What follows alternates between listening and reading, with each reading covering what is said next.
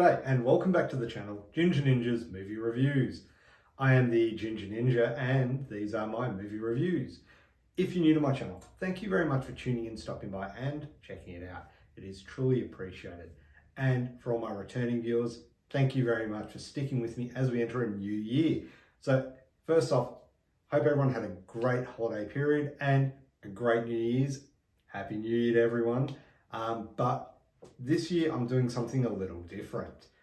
What I'm doing to start off with, and this is just the tip of the iceberg, so bear with me, Trashy Tuesdays. That's right, every Tuesday. It's Tuesday in Australia, so when this is released, it's Tuesday. I'm looking at the trashiest horror movies I can find. And but what better way to kick it off with this 80s masterpiece?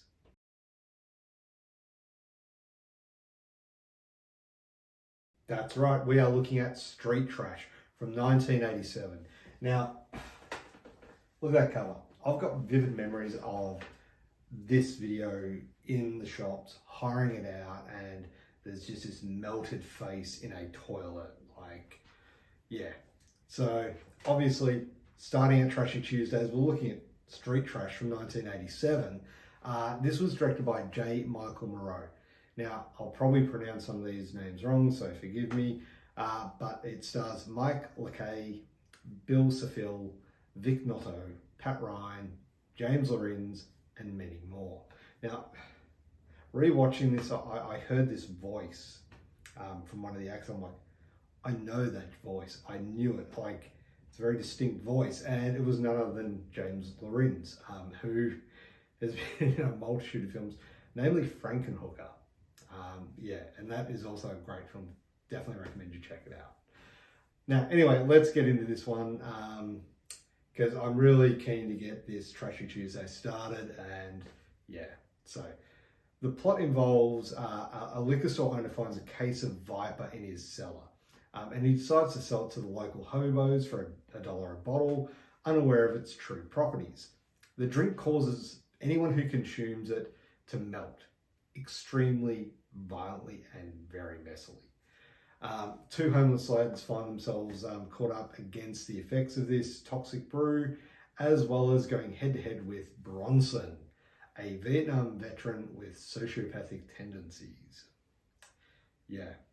Now look, I'm going to address the elephant in the room straight off the bat.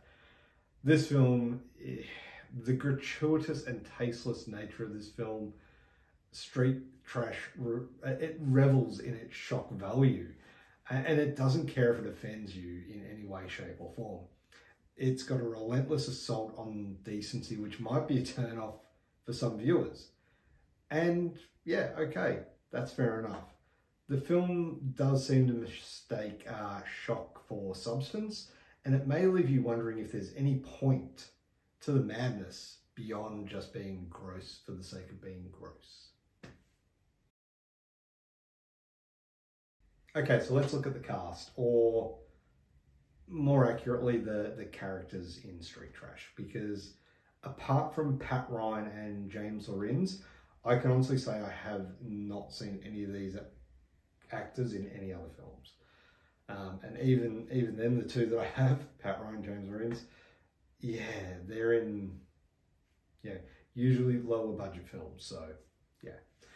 Now, the characters in Street Trash are a motley crew of societal rejects, and it's almost impressive as to how utterly unlikable they manage to be. The acting is as over the top as the gore, with performances that range from hilariously campy to downright painful to watch. But you know what?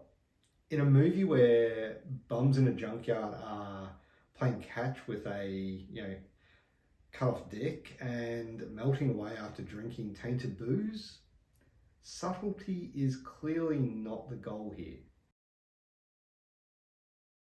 Okay, so let's move on to the directing and the writing. One of the film's strengths lies in its audacious visual style. Moreau employs a vibrant and surreal colour palette, some of which you can see here.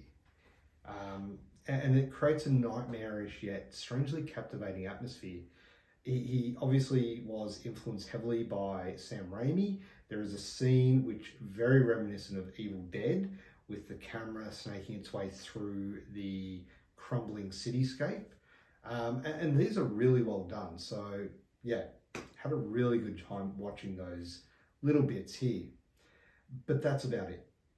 The actual plot is paper thin, with multiple plot threads that are thrown together, and the ending kind of leaves you like, it leaves you wondering, like, it just ends with, yeah, it just ends.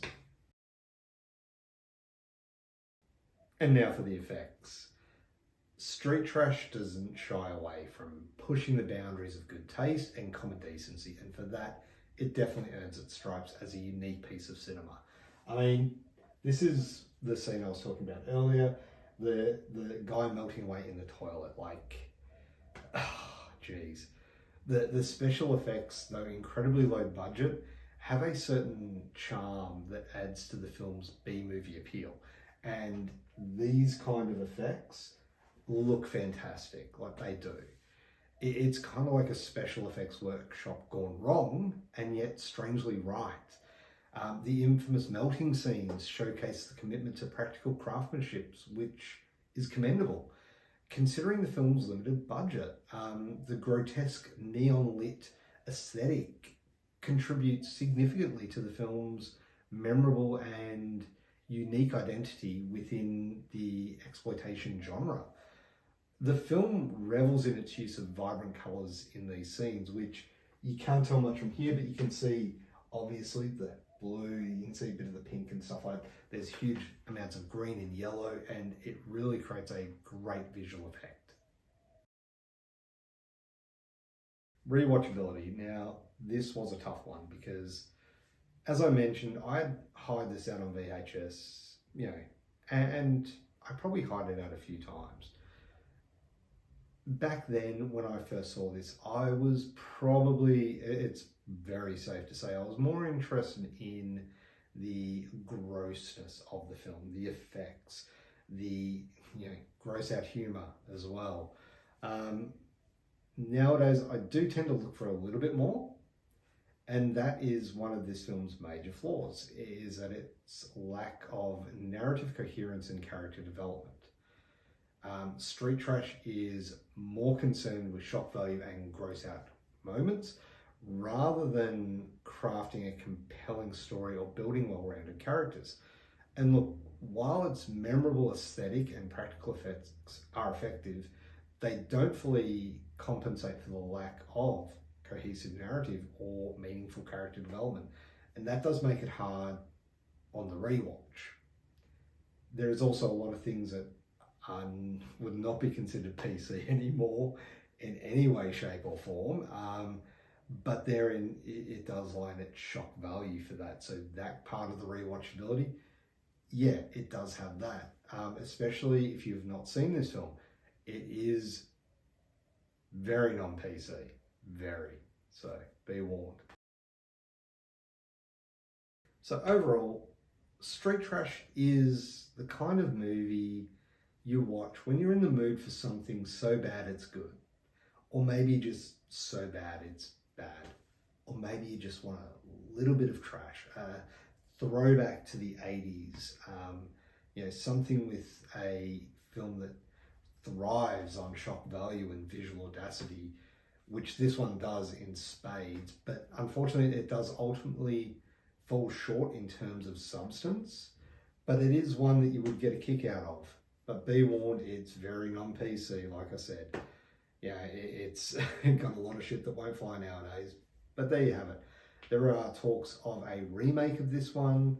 How that'll go, I don't know. It's, a lot of the shit that goes on in this film, it really does push boundaries. So anyway, for a score, I would give this film a 5 out of 10. There you have it. My very first Trashy Tuesday review. Did you enjoy it? Hopefully you did. I know I enjoyed rewatching this film, as tough as it was. It was good to see those effects. I do really, the effects I can't say enough of, like, really. If you like practical effects. You will get a kick out of this one, definitely. But yeah, what do you think of this movie? Have you seen the movie? Let me know down in the comments below. Yeah, I'd like to hear your thoughts on this film if you have seen it, or if you haven't seen it, are you going to go and hunt this down and check it out? Let me know. But overall, anyway, I'm going to go now. I'm rambling. You know what's like. Please, if you haven't already, do like this video. Subscribe to my channel if you're still around. You know, please do. It'd be great to have you on board. I've got a few things in the pipeline. Getting close to 500 subs, so I am going to do something special for that once I do, maybe a giveaway or something. So when I hit that 500, fingers crossed, who knows. This year, what am I doing? Well, I'm doing Trashy Tuesdays, so you know, keep an eye out for those. I'll also be doing Franchise Fridays. So I put a poll up on my community page. The first one's coming out this Friday, so keep an eye out for that. It will be Friday in Australia, so these things may not make sense overseas, but they will make sense over here. So there you have it. Look, that's it for now. I will be doing a few more live streams hopefully this year as well. Maybe a few watch-alongs, who knows? But some big things in the pipeline with, you know, some other things. February is going to be nuts, so yeah, looking forward to that as well. But hey, thank you very much for watching. Like I said, I'm blabbering, so I'm going to cut it now. Thanks for watching. Have a great day. Bye.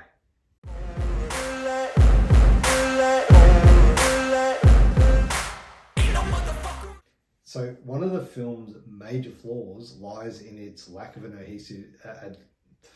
fuck.